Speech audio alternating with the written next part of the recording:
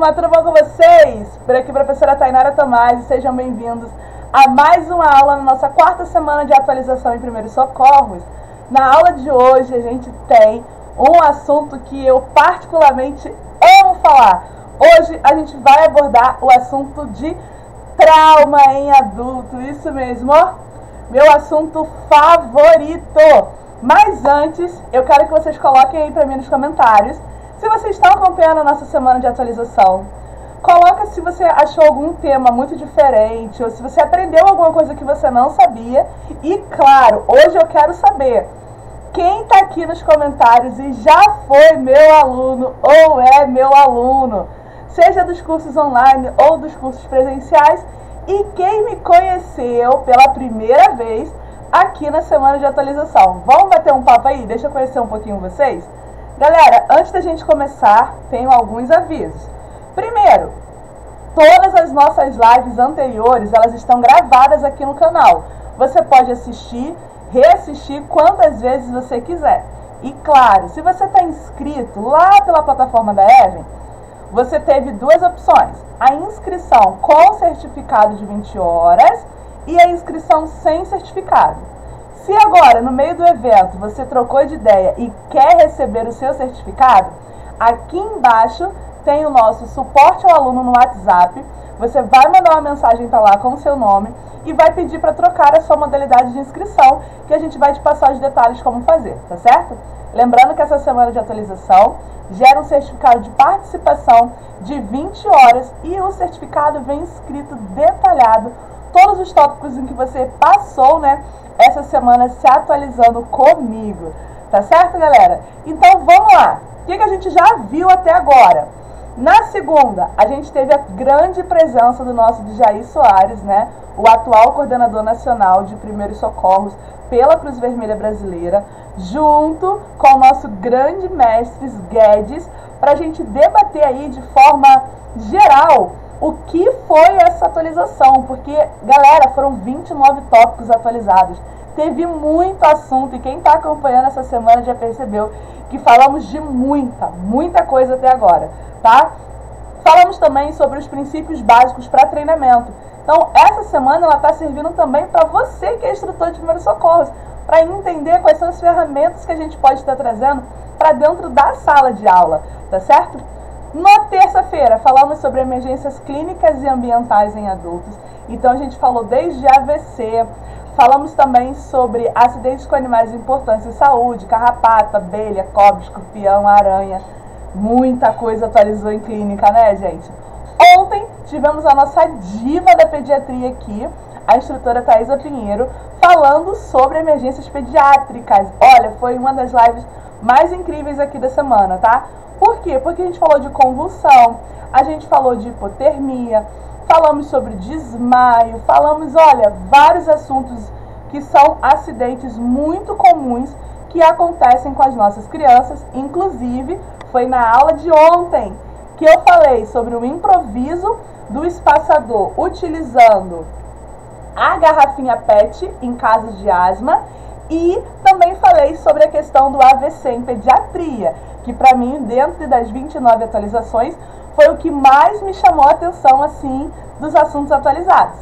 E hoje a gente vai falar sobre trauma em adulto. Olha o que está aqui comigo, ele mesmo, o torniquete, porque ele hoje é o top 1 dos assuntos que a gente vai abordar. Vocês sabiam que o protocolo, ele vem falando sobre improvisar torniquete?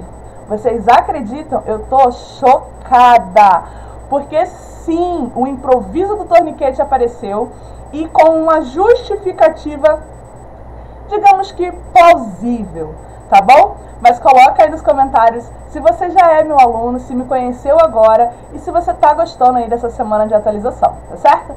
Amanhã é a nossa última live, eu já tô sentindo um gostinho de saudade. Vamos falar sobre traumas em pediatria. Amanhã é o dia de falar sobre as principais emergências traumáticas em pediatria que foram atualizadas no protocolo da American Heart e da Cruz Vermelha Americana no ano de 2024. Prof, mas teve muito assunto sobre primeiros socorros que você não abordou nessa semana de atualização. Por quê? Porque porque a gente focou em falar só sobre os tópicos da American Heart que foram atualizados. Mas se você quer fazer um curso completo de primeiros socorros na modalidade híbrida, isso mesmo, 100% online a teoria, com participação prática, presencial. Fica ligadinho que no final da live eu vou falar com você. E se você já recebeu o convite no e-mail, não perde a chance de vir participar, porque são 8 semanas de curso comigo e no final a gente vai ter o nosso simulacro, para colocar em prática tudo que a gente aprender, tá certo? Então vamos deixar de conversinha, vamos para a nossa live, vamos para o nosso conteúdo? Então, relembrando, estamos focados nessa semana de atualização em falar dos destaques da American Heart e da Cruz Vermelha Americana. E claro, primeiro ponto, lembrar a realidade do protocolo americano não é a realidade do Brasil. Então, em muitos momentos, a gente precisa interpretar e entender o que lá fora é positivo, como que a gente faz para trazer para a nossa realidade aqui no Brasil, tá certo? Então, vamos embora. De cara, se eu vou falar de trauma, a gente tem que falar de controle de sangramento, não é isso? Então, ó, gente, o trauma é uma das principais causas de morbimortalidade em todo o mundo, resultando em milhões de mortes e hospitalizações por ano. O sangramento descontrolado é a causa mais importante de morte evitável.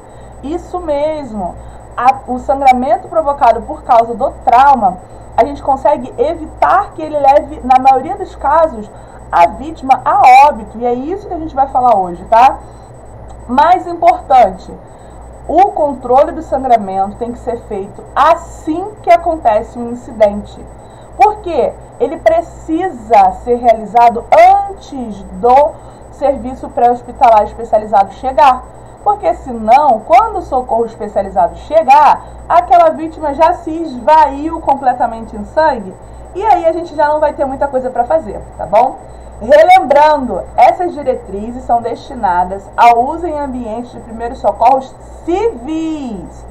O gerenciamento do sangramento com risco em vida em situações de resgate tático, eventos de vítima em massa e conflitos militares está fora do que essa atualização traz de recomendação. Então, o controle de sangramento que veio na atualização da American Heart foi voltado para primeiros socorros realizados por civis ali no nosso dia a dia, tá certo? Calma para você não confundir, porque realmente tiveram atualizações muito significativas. O controle de sangramento, gente, é uma habilidade fundamental de primeiros socorros e a aplicação da pressão direta é a base do tratamento. Então, todo mundo que já fez algum dia, algum curso de primeiros socorros, sabe que a melhor forma, ou no caso, a principal forma de realizar o controle do sangramento é fazendo um ponto de pressão direta, é pressionando diretamente o local onde está sangrando, né? Isso a gente vê nos protocolos de Stop the Bleed, a gente vê nas literaturas, porém, nem todo sangramento vai ser controlado efetivamente com a pressão direta. Eu tenho situações em que eu não consigo fazer um ponto de pressão ali em cima do sangramento. Eu vou precisar fazer um preenchimento daquela ferida ou fazer uma aplicação de torniquete. Gente, o bonito do torniquete foi uma extrema novidade, porque até um tempo atrás ele era um vilão, principalmente no protocolo da Cruz Vermelha. Ele não aparecia como esse menino bonzinho que ele veio na atualização de 2024, não. Graças a Deus as pessoas continuaram estudando, provando a eficácia e trazendo atualizações para falar sobre o nosso querido torniquete que salva vidas, tá? Inclusive esse aqui, ó, não sei se dá para vocês verem, é o torniquete oficial da Desmodus e da Cruz Vermelha, que é um presente que eu ganhei. Inclusive, meus alunos, se quiserem me dar presentes, te adora, ama. Coisas de socorro, então, sou apaixonada. Bora!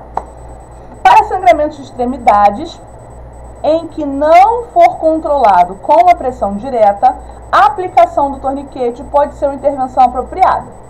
Outra coisa que essa atualização fala é sobre o uso de curativos hemostáticos, que são curativos que contêm materiais que ajudam a promover a coagulação do sangue. Curativos de pressão dispositivos de pressão mecânica e torniquetes podem aumentar a eficácia da pressão manual direta ou evitar a necessidade da pressão manual direta contínua. Então agora o manual ele vem falando não só sobre fazer um ponto de pressão, mas também de utilizar recursos adicionais para conter aquele sangramento. E aí é o momento em que eu gelei o meu espírito ao folhear a recomendação de 2024. Porque na parte de torniquetes ela fala assim: os torniquetes são benéficos para hemorragia de extremidade, apenas quando podem ser aplicados proximalmente à ferida. O que isso quer dizer? Meu braço está aqui. Eu não vou aplicar o torniquete no antebraço. A gente vai aplicar o torniquete lá em cima no braço. É o que o protocolo da Cruz Vermelha fala. Que não deve ser administrado torniquete nem no antebraço, nem na perna, ali onde vocês costumam chamar de panturrilha. No protocolo da Cruz Vermelha, a gente traz a aplicação do torniquete o mais alto possível, tá? Então, mas foi no punho a ferida. Vai aplicar proximalmente, lá em cima no membro. Foi no tornozelo a ferida. Vai aplicar lá em cima na coxa da vítima, tá?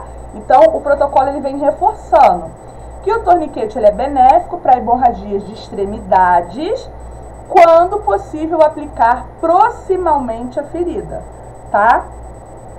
Tanto torniquetes comerciais quanto improvisados podem ser usados. Gente, foi nessa hora que a minha alma saiu do corpo e voltou. Por quê? Porque o protocolo, ele fala assim, pode usar o torniquete improvisado, vírgula. O problema é a vírgula. Porque muitos instrutores, muitos estudantes vão ler até aqui, tanto torniquete comercial quanto improvisado pode ser usado. E não vão se atentar a continuar a leitura do que a gente chama das letras miúdas que vem no protocolo. Então, lá no artigo original, no finalzinho dessa frase, tem um númerozinho de referência. No final da parte onde ele fala sobre controle de sangramento, ele vem dando uma explicação quanto ao uso do torniquete improvisado. Se eu não tenho uma leitura crítica sobre o meu protocolo, se eu não sei ler um documento científico, se eu não sei o que é um manual, um guideline, uma interpretação do texto, eu vou sair por aí batendo palma para maluco, falando que agora a Cruz Vermelha autoriza o uso de torniquete improvisado. Tá lá no protocolo, vamos fazer torniquete improvisado aí agora porque a Cruz Vermelha falou que pode. E não é assim, não é assim. Até para fazer o improviso desse torniquete e a utilização do improvisado foi ressaltado nas recomendações de 2024. Ficou assim, estudos de simulação com voluntários adultos saudáveis e manequins relataram uma taxa maior de abalação do pulso distal ou compressão da artéria simulada com torniquetes comerciais em comparação a torniquetes improvisados. Que isso quer dizer que fizeram estudos para provar se o improviso e o oficial se equivalem. E o resultado foi, eles não equivalem. Então não pode dizer que improvisar é a mesma coisa do que utilizar um torniquete comercial. Porque o comercial é infinitamente melhor do que o improviso. Porém, em um último recurso, em situações em que eu não consiga utilizar os dispositivos fornecidos anteriores, pressão direta, agente hemostático, gases hemostáticas, ou um ferimento em que eu não consiga fazer um controle direto ali com outra técnica e eu não tenho torniquete disponível, O improvisado vai ser o meu último recurso. E para falar do improvisado, ela vem falando assim, ó, o tamanho dele não pode ser nada muito fino, porque se for muito fino vai fazer lesão de pele. Não pode ser um material rígido, então aquele negócio de fazer um torniquete com cinto não é aconselhável, porque o cinto, apesar de ter uma largura própria, a consistência do material não vai fazer essa abalação, que é essa questão de fazer uma prensa nos vasos sanguíneos. Ah, tá, o que a gente teria que usar? A gente teria que usar ali tecido, como se fosse uma atadura larga, de mais ou menos ali uns 4 dedos de largura, para poder fazer esse torniquete improvisado. Lembrando que ele não chega nem próximo do que o torniquete comercial faz. E aí, Tainara agora dando sua opinião, que é o que eu falo com os meus alunos na sala de aula. Se o material que eu tenho me dá condição de fazer um bom curativo compressivo, com uma técnica em X, uma técnica em 8, um ponto de pressão, preencher essa ferida, faz um bom... Ah, mas foi amputação. Faz um curativo compressivo no coto. Se o material que eu tenho para improvisar, ele vale para que eu faça uma boa técnica de curativo compressivo, eu vou para o curativo compressivo. Mas, prof, o curativo compressivo não vai cessar o sangramento. Sim, o torniquete improvisado também não. Isso está claro no manual da Cruz Vermelha. Porém, de novo, a galera que não lê o manual, que passar aquela vista grossa por cima, vai sair por aí replicando a informação de que o torniquete improvisado pode ser usado. Pode, mas tem um asterisco gigante, onde a principal coisa que eles trazem não tem eficácia relativa associada ao uso do comercial, é o meu último recurso e não é improvisar de qualquer jeito. Eu vou ter que ter técnica para realizar a improvisação, porque senão não vai funcionar. E aí o que é mais fácil? Instrutor que está assistindo minha aula. O que é mais fácil? Ensina seu aluno a fazer um bom curativo em coto, um curativo compressivo no coto. Ensina a fazer um curativo compressivo em membros com técnica de 8, uma técnica de X. Quem é meu aluno na prática sabe. Aula de controle de hemorragia, quando a gente faz a técnica do curativo compressivo, a perfusão diminui na hora. A mãozinha fica roxa, a mãozinha fica pálida. Porque eu preciso avaliar a sua capacidade de realizar a técnica da compressão. Se eu vou ter que usar a atadura para fazer o torniquete improvisado, por que não utilizar aquela atadura fazendo um curativo compressivo, já que o curativo compressivo e o torniquete improvisado, nenhum dos dois vai cessar o sangramento. O que vai cessar o sangramento numa extremidade seria o uso do torniquete comercial. E aí, concordam? Não concordam? Por quê? Coloquem aí nos comentários. Vamos seguir. E o que o protocolo trouxe de recomendação? Gente, vamos entender essas coisinhas, que eu tive uma aluna que me mandou mensagem no privado e falou assim: prof, que coisinha é essa do lado do protocolo? Quando tá verde, quer dizer que aquilo ali é altamente recomendado. Quando tá amarelo e laranja, é pra gente ter atenção, ou seja, usa o tique e o teco de pensamento crítico quando for realizar aquela recomendação. E quando está vermelho, é porque ou é desaconselhável ou é extremamente arriscado realizar aquela técnica, tá certo? Então, quando vocês forem ver o manual na íntegra, do lado da tabela de recomendação, porque o que a gente está vendo nas lives essa semana toda são prints do arquivo. Eu não tirei nada, eu não escrevi um A, só fiz o fundo do slide. A gente está falando em cima do próprio arquivo, tá? Então vocês vão ver, tá verdinho, é altamente recomendável. Tá amarelo, vamos ter uma atenção, um pensamento crítico. Tá vermelho, ou caiu em desuso, ou não é recomendado, ou é a minha última opção de realização de atendimento, tá certo? Então vamos lá. Primeiro, deve-se aplicar pressão manual direta para obter o controle inicial do sangramento externo. Um curativo hemostático pode ser útil como terapia adjuvante para melhorar a eficácia da pressão manual direta. Outra coisa, uma vez que o sangramento tenha sido controlado, pode ser razoável aplicar um curativo compressivo para manter a cessação do sangramento. A utilidade da pressão manual indireta para controle de sangramento é incerta. Caiu aqui aquele treco de procurar artéria e fazer um ponto de pressão na artéria que está sangrando lá junto no antebraço. Aquele negócio ali a gente já não fala mais, porque quando eu comecei a estudar, gente, vou revelar aqui um pouquinho minha idade para vocês. Quando eu comecei a estudar primeiros socorros, trauma, PH, foi lá em 2009. Foi o meu primeiro curso de atendimento pré-hospitalar. Eu fiz no Centro de Treinamento ASA, em Recife. 2009. Meu primeiro curso de APH. Naquela época, a gente tinha essa questão aí. De num sangramento arterial, a gente tinha que procurar a artéria para fazer uma compressão arterial para reduzir o sangramento.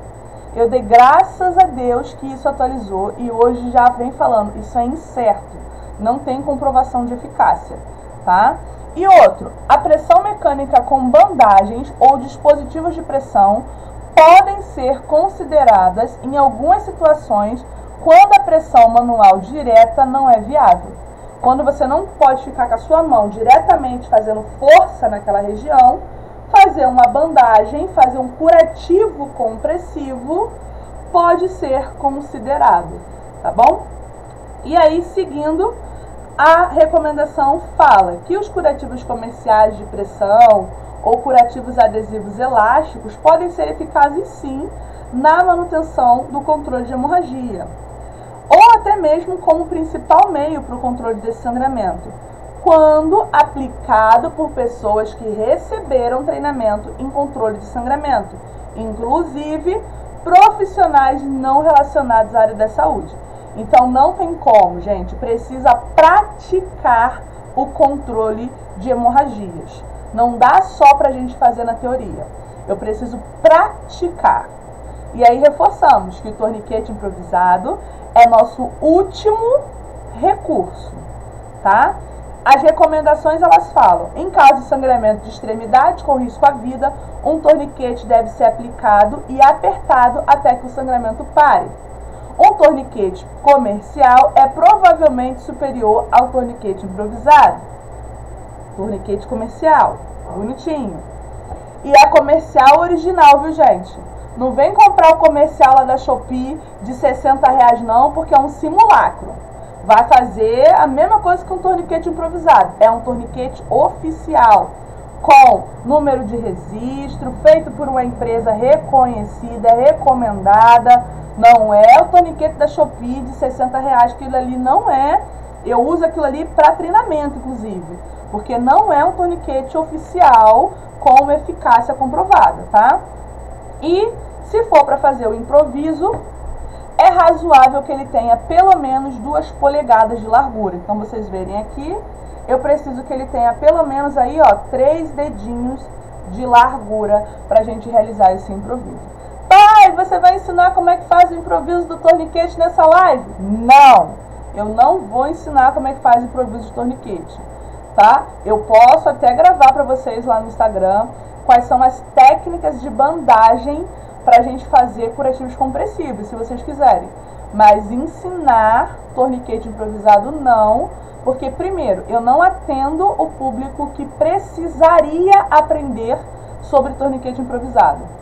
Então, assim, eu não trabalho com o pessoal do interior do Brasil, que trabalha com maquinário pesado, que pode ter uma amputação severa ali naquele momento, tá?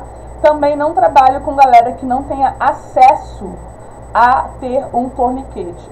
Prof, mas o torniquete é muito caro. Mas se você trabalha num serviço ou você mora em uma situação de área de risco, onde você pode estar sujeito a uma situação de emergência em que o torniquete vai salvar a sua vida, eu acredito que esses R$250 que você vai pagar nesse torniquete, por exemplo, da Cruz Vermelha, ele não vai se tornar tão caro assim, tá? Então, guarda o dinheiro da coxinha com a Coca-Cola, passa no cartão e Se você trabalha em uma situação de alto risco, é interessante que você tenha um torniquete no seu kit de primeiros socorros, tá bom?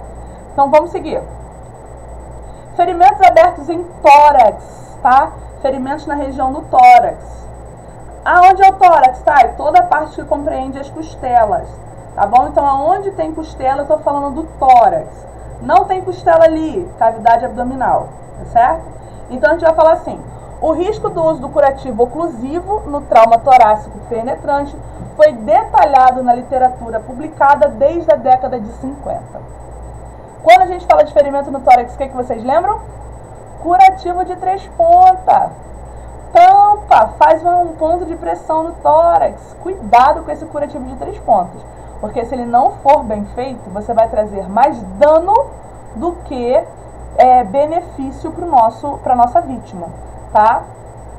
As avaliações de vedação torácica em modelos animais de hemopneumotórax demonstram que os dispositivos podem falhar.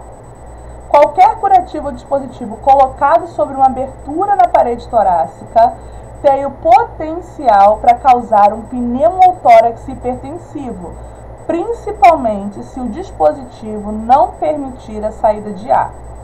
Eu preciso saber fazer um curativo de 3 pontos, tá? Eu preciso saber usar um selo de tórax, um curativo valvulado, se for a minha realidade. Porque, em vez de eu ajudar, eu posso piorar o quadro de minha vítima. Prestadores de primeiros socorros que colocam curativo ou dispositivos devem estar ciente de possíveis complicações e monitorar sua ocorrência. Então, se você vai fazer um curativo de 3 pontas ali, um curativo oclusivo ou semi-oclusivo, né, como algumas pessoas falam em literaturas também, eu preciso saber identificar se aquilo ali está dando certo, tá? Então, o clássico, olha aí o bonitão, o curativo de 3 pontas. Tá, e pode fazer com o quê? Pode fazer com plástico da gaze, pode fazer com plástico filme, pode fazer com um pedaço da manta térmica, pode fazer com qualquer coisa plástica ou aluminizada, que você corte um tamanho maior ali do que o ferimento e vede só 3 pontas. Lembrando sempre, da ponta que é para baixo, que faz direção ao solo, ela não é fechada, ela fica aberta, tá? E aí nos ferimentos torácicos vem assim: um ferimento torácico aberto é uma emergência médica que exige acionamento imediato do sistema médico de emergência. Se o curativo for colocado, o prestador de primeiros socorros deve monitorar a pessoa quanto ao agravamento da respiração, sintomas, soltar ou remover o curativo se a respiração piorar. Colocou um curativo de 3 pontas, a pessoa, ao invés de melhorar o padrão respiratório, piora, a gente vai retirar esse curativo dali, tá bom? Na situação de primeiros socorros, aconselha deixar o ferimento torácico aberto e exposto ao ar ambiente. Colocar um curativo limpo, não oclusivo e seco. Por exemplo, um curativo feito com uma gaze ou uma parte de camiseta. Ou colocar um curativo especializado, com uma vedação torácica ventilada. Então, se for fazer, precisa ser feito igual está aí na foto, com material seco. Cuidado, porque curativos na região abdominal são úmidos. Curativos na região do tórax são secos, para vocês não confundirem, tá bom? E a gente vai ter aí os motivos para essa atualização. As diretrizes de 2024 fornecem orientações ampliadas para o tratamento de ferimentos torácicos abertos. O objetivo é vedar o ferimento torácico e aumentar a resistência ao fluxo de ar através do ferimento, sem causar a formação de um pneumotórax hipertensivo. As diretrizes revisam as literaturas sobre as vedações torácicas, incluindo estudos em animais e estudos em simulação. Então, até agora, o que a gente tem sobre uma técnica para realizar esse curativo? É fazer no formato de curativo de 3 pontas, com a ponta horizontal da base ali do curativo, né, aberta. Porém, se a vítima começar a ter uma piora da frequência respiratória, a gente remove e deixa ela em ar ambiente com o ferimento do tórax aberto, exposto mesmo, viu, gente? Tranquilos até aí? Vamos falar de ferimento superficial, então? Então, ó, as feridas e abrasões superficiais ocorrem quando a camada superficial da pele, a epiderme, é danificada, tá? São ferimentos que são altamente dolorosos. Gente, as abrasões, os ralados, eles doem muito, mas muito, tá? Normalmente, essas feridas superficiais são resultantes de atrito contra uma superfície áspera. Elas são vistas frequentemente em atividades ao ar livre, esportes, trabalho e acidentes do cotidiano. Cuidados adequados em primeiros socorros podem prevenir infecção, acelerar a cura e reduzir as cicatrizes. Os curativos superficiais, gente, nem sempre eles vão levar a gente a encaminhar essa pessoa para o pronto-socorro. Um ralado no joelho, que não tenha nenhuma outra lesão músculo-esquelética associada, não vai ter que levar para o hospital. Ah, passei o braço na parede e ralei o cotovelo. Ah, esbarrei e ralei o braço. Fiz um corte superficial no meu braço. Não vai precisar ir para o pronto-socorro. Porém, eu vou precisar saber fazer a limpeza daquele ferimento para que isso não gere uma grande infecção. E é no momento dessa limpeza que vocês criam a caixa de dúvida na cabeça de vocês. Lava com água, lava com soro, lava com iodo, passa clorexidina, passa povidine, passa nebacetim, o que passa? E essa, a hora do curativo de um ferimento superficial é a hora que dá loucura, que o cérebro de vocês congela. Passa álcool 70, passa álcool 90, passa álcool em gel, passa vaselina, passa o quê? Colagenase, hidrocoloide. Olha, é a hora sim que eu recebo cada dúvida sobre feridas no meu WhatsApp, que às vezes eu enlouqueço junto com vocês. Mas vamos ver o que o protocolo está falando. Ele fala assim, ó, vários estudos não demonstram benefício da limpeza de feridas com iodopovidina, tá? Aquele povidine, além da irrigação. Taxas de infecção são semelhantes quando as feridas são lavadas com água da torneira, com água fervida, com água destilada ou com soro. Então, nos estudos que a American Heart e a Cruz Vermelha analisaram, tanto que faz lavar com a água da bica ou lavar com soro no primeiro momento aquele ferimento. Claro, aí entra o quê? A minha preferência, o meu raciocínio lógico. Eu tenho um soro para lavar. Eu vou lavar com água da torneira? Não, eu vou lavar com soro. Eu tenho uma água filtrada para lavar. Eu vou lavar com água da bica? Não, eu vou lavar com a água filtrada. Não tenho, eu só tenho a água da torneira. Eu vou lavar com a água da torneira. Tá certo? Isso é mais para a gente entender que eu não tenho a restrição ou a não recomendação de um uso de água da torneira, de água destilada ou de preferência para lavar. Não tem. Vem dizendo só que são semelhantes. E quem vai decidir? Você que está fazendo o primeiro atendimento, tá? Outro ponto. Curativos oclusivos como filme, vaselina, hidrogel ou curativos que sejam à base de celulose ou colágeno resultam na melhor cicatrização de feridas do que curativos secos. E aí, isso é óbvio. Isso aí é anatomia básica. A abrasão vai fazer fibrina, que vai fazer o que vocês chamam de casquinha do machucado. Se eu tenho uma atadura, uma gaze seca ali, vai fazer a casquinha, né? Vai fazer a fibrina, vai grudar. Quando eu for tirar para refazer o curativo no outro dia, vai estar tudo grudado. Eu vou puxar a cascata de coagulação, aquilo nunca cicatriza. O mesmo que vale se eu usar um curativo extremamente molhado. Não vai me ajudar na cicatrização. Então eu tenho que ter ali um meio termo. Nem pode ser extremamente seco, mas também não pode ser extremamente umedecido, tá? Outro ponto. Não há indicação de que curativo com antibiótico ou antibacteriano melhorem a cicatrização da ferida ou diminua a taxa de infecção em feridas limpas.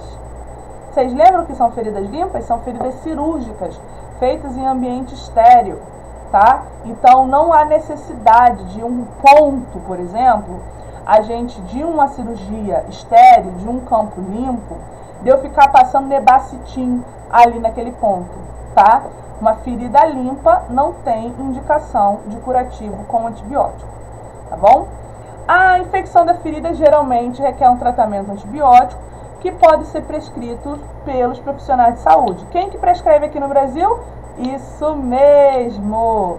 Profissionais habilitados como médicos, cirurgiões, dentistas e enfermeiros em algumas situações também prescrevem o tratamento para feridas, tá certo? Então, no geral, lava com água e sabão, deixa aberto ali, só mesmo cuidado para não cair nenhuma sujidade em cima. Lembrando que se eu for fazer um curativo oclusivo, né, porque até a questão da abrasão diminui a dor, esse curativo oclusivo ele tem que ser um curativo úmido, tá? Vai me ajudar na cicatrização, não vai fazer a remoção da cascata de coagulação, né, da casquinha da ferida, e vai me ajudar também na questão de melhora ali daquele ferimento. Dúvidas? Se não temos dúvidas, temos dívidas, tá? Coloque aí nos comentários o que vocês estão achando. E aí fica assim, ó: feridas e abrasões superficiais devem ser completamente irrigadas até que não haja resíduos óbvios ou corpo estranho na ferida. Então tem que lavar. Não vem falando se é para lavar para cima e para baixo, fazendo bolinha, em xizinho, desenhando, sei lá, Mona Lisa na ferida. Não tem isso no protocolo, tá? Só vem falando que tem que lavar até tirar toda a sujidade visível do local da ferida. Uma ferida superficial causada por mordida de animal ou de humano ou com contaminação por saliva humana ou animal deve ser avaliada por um centro médico o mais rápido possível. Então, se teve mordida de bicho ou mordida de gente que pode estar contaminada por raiva humana ou por saliva de pessoas que têm alguma doença transmissível, precisa ir para o médico o mais rápido possível. Aí ontem eu falei com vocês sobre isso, né? Sobre um caso de primeiros socorros que eu atendi na rua, e era um morador de rua que estava convulsionando, e o policial foi, botou a mão dentro da boca dele para segurar a língua, e o morador de rua mordeu. E nisso que ele mordeu, começou a sangrar. E obviamente eu já estava olhando ele e falei: não está sangrando a boca do morador de rua, está sangrando o dedo do policial que colocou a mão dentro da boca dele. E a recomendação não teve outra. Quando ele parou a crise, eu já falei: você vai junto com ele na ambulância para fazer o risco biológico. O policial ficou me olhando com a cara assim. Eu falei: meu amor, você não sabe as doenças que você tem, ele muito menos a doença que ele tem. Então vocês vão precisar fazer exames de teste rápido para saber se vocês não tiveram aí algum contágio um com o outro, tá? E é sério, gente. Tem doenças que vocês têm que vocês não sabem, porque são assintomáticos. Vocês podem ter hepatite, vocês podem ter aí um HIV, e vocês não sabem, um HTLV, e não sabe, porque não tá com a doença, não tá mostrando o sintoma. Vocês sabiam que a AIDS e o HIV são diferentes? A AIDS, eu tenho um sintoma da doença, mas eu posso ter o vírus, está infectando Deus e o mundo sem saber, tá? Então, no caso de contato com as secreções, eu preciso ser acompanhada pelo médico, beleza? É razoável usar água corrente da torneira ou solução salina estéril para irrigar a ferida, em vez de agentes antissépticos como iodopovidina. Gente, povidina no Brasil nem pode vender mais, tá? Então esquece o povidina, esquece aquele álcool iodado lá. Se for utilizar, opta pela clorexidina, ok? É razoável cobrir a ferida limpa e abrasões com curativo oclusivo para promover a cicatrização. Oclusivo úmido, tá? E se a pessoa com a ferida superficial ou abrasão desenvolver vermelhidão, inchaço, secreção fétida, dor, odor, febre, é razoável remover o curativo, inspecionar a ferida e correr para o médico, porque a gente pode estar tendo uma infecção no local do ferimento. Tá certo? Tranquilinhos até aí? Tudo bom? Então, se a gente não tem dívida, não temos dúvida, vamos para as dívidas, porque dívidas a gente tem muito, né? Vamos falar de RMC? Restrição de movimentos da coluna? Ah, eu adoro esse tema. Sabe por quê? Porque primeiros socorros, a gente fala muito sobre essa questão da utilização ou não do colar cervical, da prancha rígida. E isso gera, meu Deus, quilômetros e quilômetros de discussão. O que o protocolo falou pra gente? Ele falou assim, ó, estratégias para imobilização espinhal em pacientes com lesões espinhais reais ou potenciais têm sido usadas por décadas devido à preocupação de que o movimento associado à extricação e transporte poderiam levar a um agravamento da lesão original ou uma lesão adicional. O que isso quer dizer? Que por conhecimento empírico, a gente tinha o hábito de tudo é prancha de pau e colar cervical. É trauma, prancha de pau e colar cervical.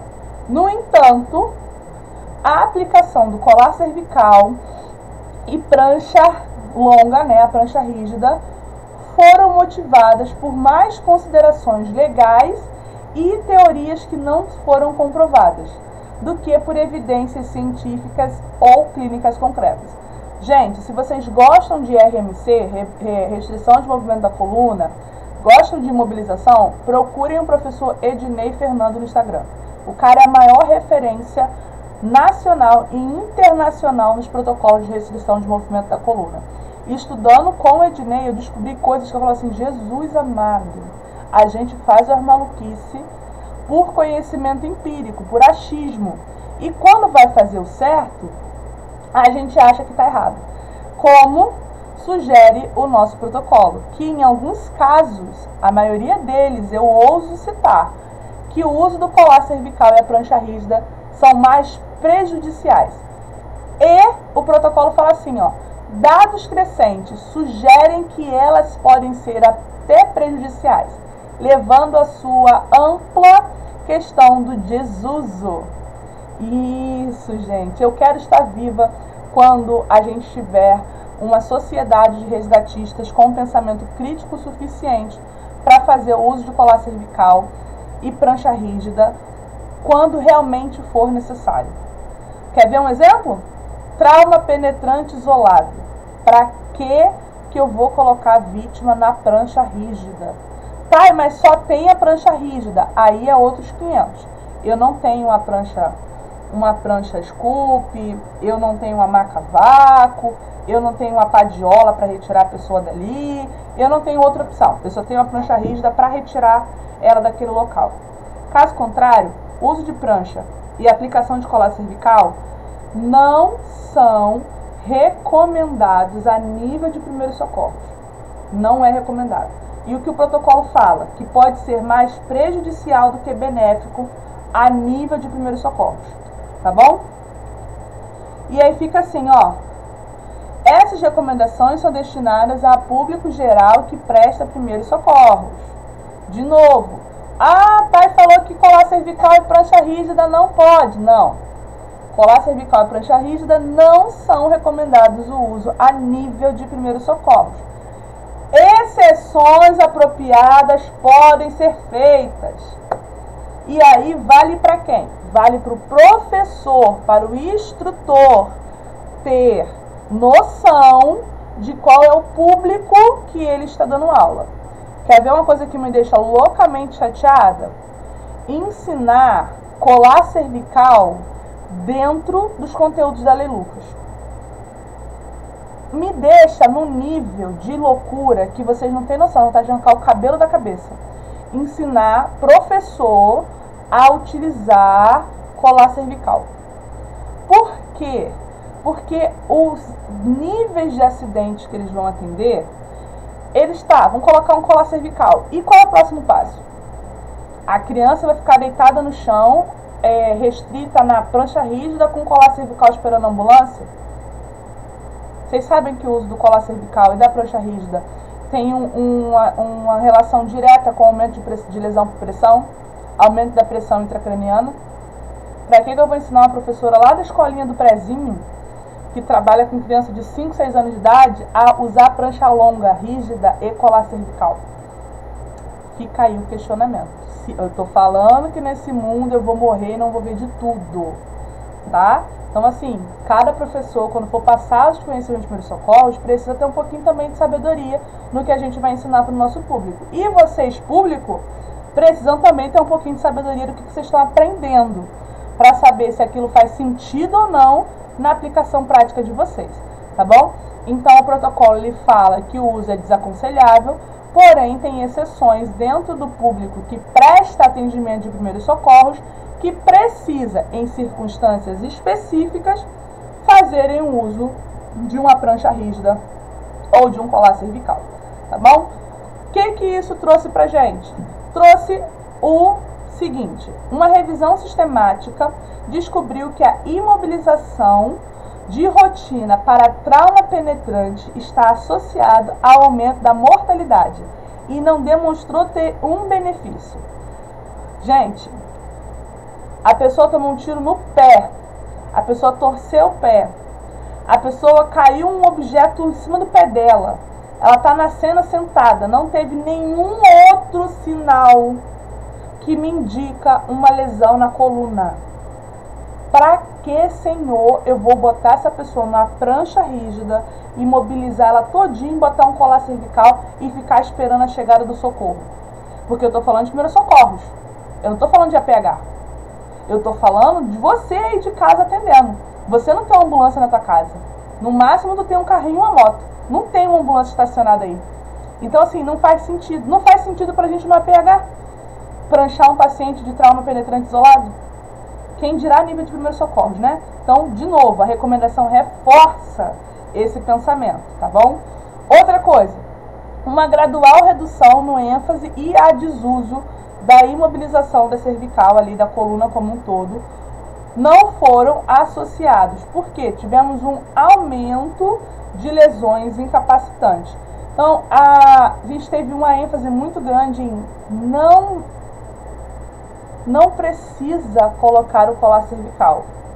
Temos outras técnicas para fazer uma imobilização da coluna ali, uma restrição, que não vai trazer tanto dano. Restrição verbal, falar com a vítima para ela não se mexer. Fazer uma restrição manual também é bacana, tá? E aí, revisões sistemáticas descobriram que os dispositivos de imobilização, incluindo colares cervicais rígidos e pranchas para a coluna, estão associados ao desconforto do paciente e ao desenvolvimento de úlceras de pressão.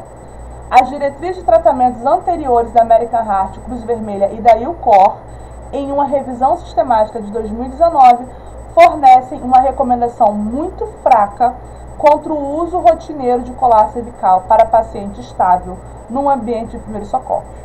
O que isso quer dizer?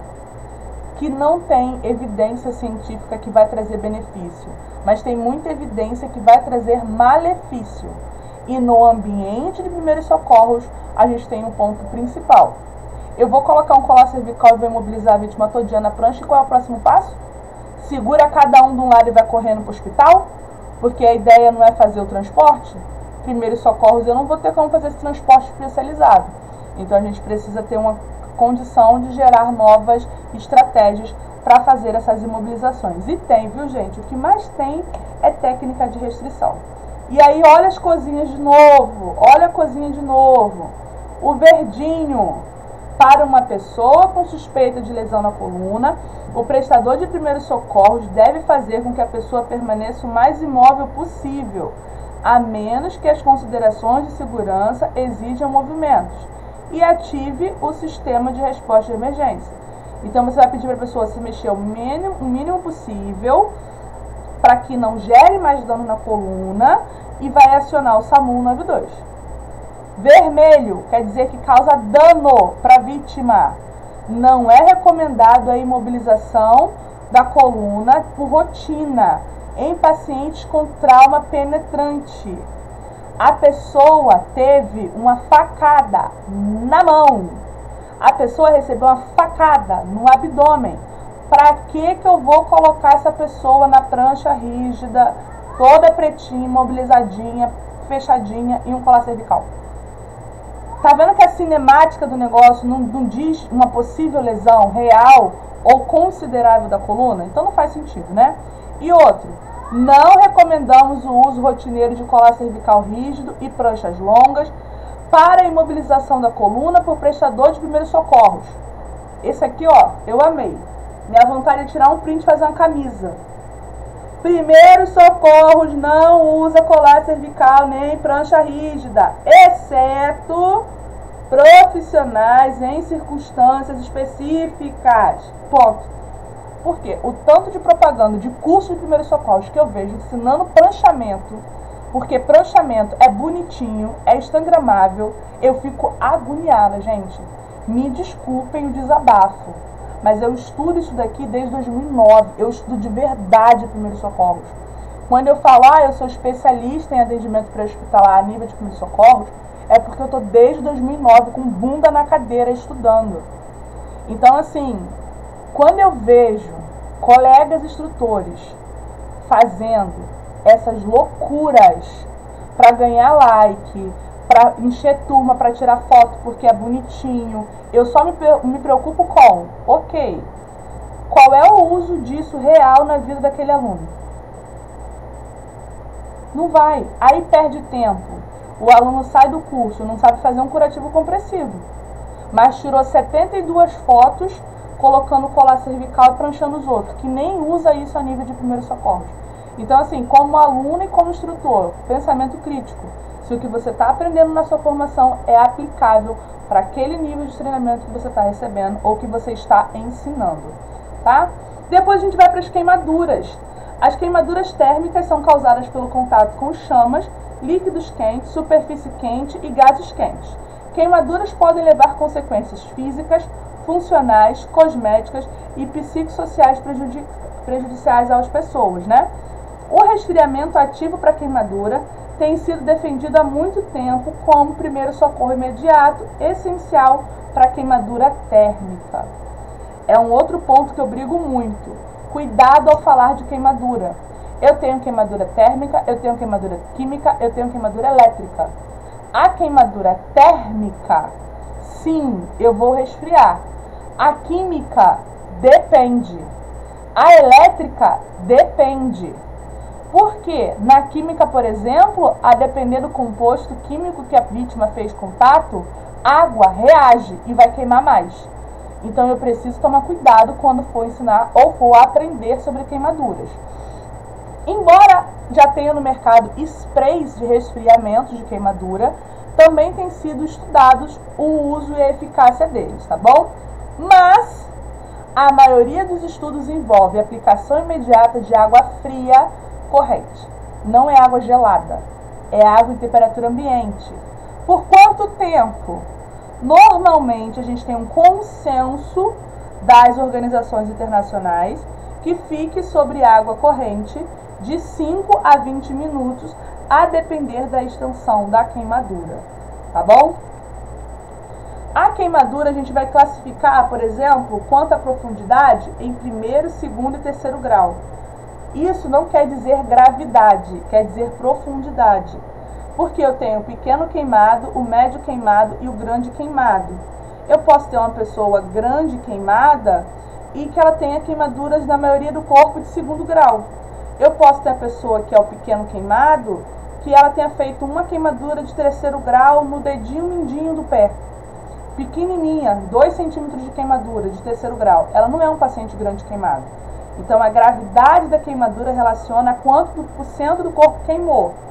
Só que a lesão da pele a gente classifica primeiro, segundo e terceiro grau. Lesões de primeiro grau atingem só a primeira camada da pele. Vai apresentar uma vermelhidão, não tem bolha, pode fazer um pequeno inchaço e é uma dor persistente. Lesões de segundo grau atingem a primeira e a segunda camada da pele. É aquela lesão que tem uma bolha e é extremamente dolorosa. Lesões de terceiro grau atingem todas as camadas da pele, pode chegar a osso e músculo. Abre parêntese. Algumas literaturas chamam as queimaduras que atingem ossos e músculos de queimadura de quarto grau. Fecha parêntese. Na queimadura de terceiro grau, a dor é ausente devido à profundidade da queimadura. Por quê? Queimou todos os nervos e terminações nervosas. Então ali eu não tenho um ponto para sentir dor. que a gente tem de queimadura? Primeiro grau, segundo grau, terceiro, quarto grau. Esse quarto grau depende da literatura, e a carbonização. Tá? A carbonização é quando a gente tem uma queimadura relacionada à corrente elétrica, que não é o tópico agora, a gente está falando de queimaduras térmicas. Tá? Qual é o primeiro socorro para queimadura térmica? Olha as corzinhas ali, ó, laranja e verde. Queimadura térmica deve ser feito resfriamento imediato, de preferência com água corrente limpa. Crianças e pré-adolescentes com queimadura térmica sendo resfriadas ativamente com água corrente devem ser monitoradas quanto sinais de hipotermia. A gente falou de hipotermia na aula de ontem e falamos na aula de terça com mais detalhes, tá? Sobre os cuidados com hipotermia. Alerta! Pode ser razoável esfriar a queimadura térmica de 5 a 20 minutos. Não é enfiar a criança embaixo do chuveiro não, tá, gente? É ir molhando ali gradualmente a região queimada. Cuidado! O corpo quente, enfiar embaixo do chuveiro gelado por causa do choque térmico. E se não houver água corrente limpa? Pode ser utilizar ali gelo envolto num pano, compressas de água molhada.